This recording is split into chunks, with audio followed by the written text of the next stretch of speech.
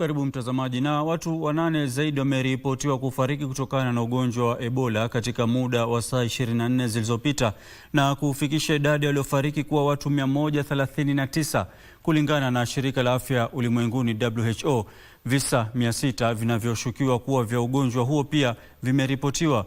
Mkurugenzi mkuu wa shirika hilo, Daktari Tedros Adhanom Ghebreyesus, hivi leo alisema visa 51 vimethibitishwa katika Jamhuri ya Kidemokrasia ya Kongo na vingine viwili nchini Uganda.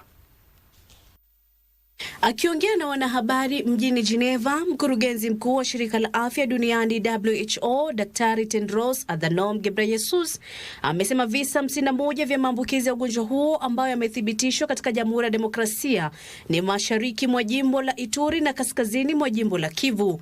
Kati ya watu wawili waliotambuliwa kuambukizwa ugonjwa huo katika mji mkuu wa Uganda, Kampala, mmoja ameaga dunia.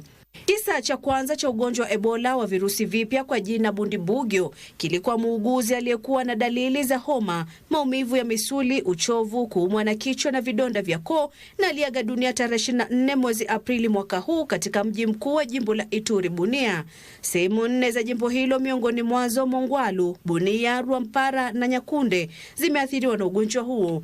Wataalamu wa afya wanasema kuna chanjo iliyothibitishwa kwa sasa ya kuzuia ugonjwa huo, ingawa majaribio yanafanywa. Kasichana Masha, Darubini.